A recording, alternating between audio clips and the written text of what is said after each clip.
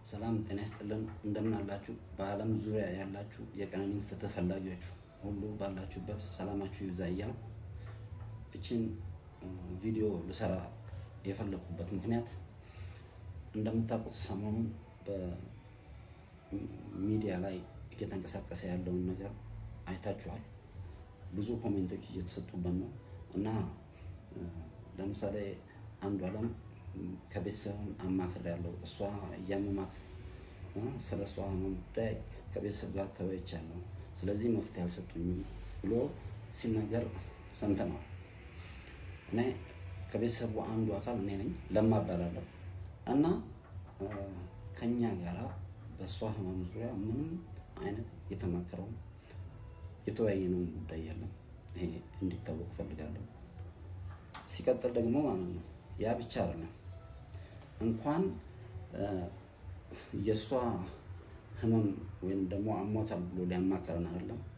እንደምታውቁት ያረፈች ቀን እኔን 6:20 ላይ ደውላልኝ በአንዱ አለም ስም ላይሰንስ አውጣና መኪና ማስገባት እንፈልጋለን ብላ 6:20 ያናገረችኝ በሰላም የተወያየን ልጅ ነች። ሲቀጥል እሷ ያንን ብላ 9 ሰዓት ላይ ያረፈች ልጅ ከ9 ሰዓት ጀምሮ እስከ ጠዋቱ 12 ሰዓት ተኩል ድረስ ከቤት አንስተው ሆስፒታል ወስደው ሆስፒታል ቤተሰቦቿ የእሷ ቅርብ ዘመዶች የሉ ሲባል ዘመድ እዚህ የላትም፣ ገጠር ነው ያለው የእሷ ዘመድ ያሉት። ስለዚህ ቅርብ ዘመድ የላትም ብለው እኛ እንዳናይ ያደረጉትን ነገር እንዳናቅ ሸፋፍነው ከመጀመሪያው ከያኔት ሆስፒታል ወደ ሚኒሊክ ራሱ ስንሄድ ሚኒሊክ እኛን ሳያሳዩ ሁሉን ነገር ጨርሰው እንድትቀበል ነበር የተደረገው። ይሄን ያደረጉ ሰዎች እኛ እሷ ታማለች ብሎ ያማከሩን ነገር የለም፣ አላማከሩንም። እና መታወቅ ያለበት ነገር ምንም እንሸፋፈነው ነገር የለም። እስካሁን ዝም ብለን ቁጭ ያልንበት ምክንያት አንዱ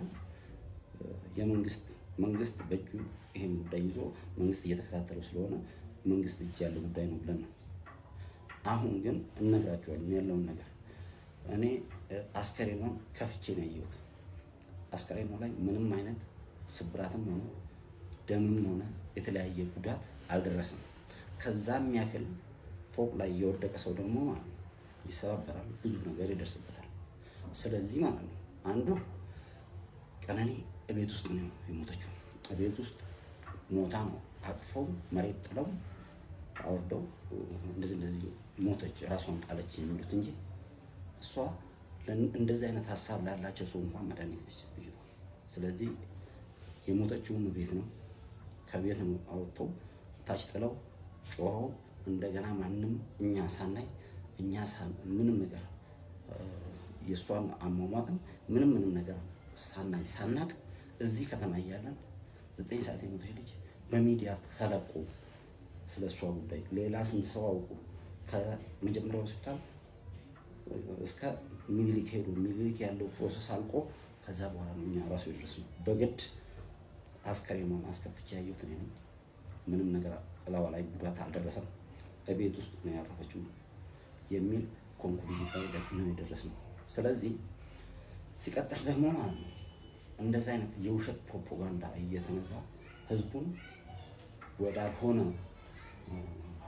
አመለካከት እንዲሄድ መደረግ የለበትም። እንደምታውቁት ባለፈው አባገዶች ልኮ ጉማ ከፍላለሁ እና ሽምግልና አስታርቁኝ ብሎ ሲልን ነበር። ያልገደለበትን ጉማ የሚከፍልበት ነገር የለም። እንደዛ ያለውን አባገዶች ምትኛን ቤተሰብ ነፋዘርኛ እንደዛ ካሉ በኋላ አሁን ግን ሚዲያ ላይ ወጥቶ አላልኩም ብሎ ዋሸ ማለት ነው። ይሄም ህዝብን የመቅረበር ያክል ነው የሚታየው።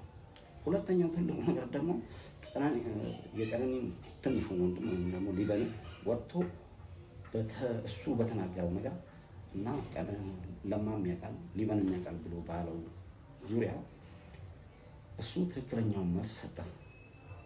እሱ ትክክለኛውን መልስ በሰጠ በተለያየ አኳኋንና በተለያየ ህዝብ አመለካከታቸውን እሱ ዳይቨርት ባደረገው የተለያየ ትችት እየደረሰበት ነው። ከትችት አልፎ ማስጠንቀቂያ እየደረሰበት ሊበን ማለት ነው። እዚህ ልጅ ላይ ምንም አይነት ጉዳት ቢደርስ ምንም አይነት ሌላ ነገር ቢደርስ ይሄን ያደረሰው ሌላ ሳይሆን የምናውቀው አንድ ሰው ነው። ስለዚህ በሌላ ሰውም ቢደርስ ይሄን ነገር የሚያደርገው እሱ ስለሆነ የኢትዮጵያ ሕዝብ በጠቅላላ በዓለም ላይ ያላችሁ ታውቁልን በቤተሰቡ ላይ ምንም አይነት ጉዳት ቢደርስ ከዛ ከአንድ ሰው ጭንቅላት ማንወጥ መሆኑን እንዲታወቅ እንፈልጋለን። ፍትህ ለቀነኒ። አሁንም ከጎናችን ስላላችሁ እናመሰግናለን። ይሄን ለማለት ነው። አመሰግናለሁ።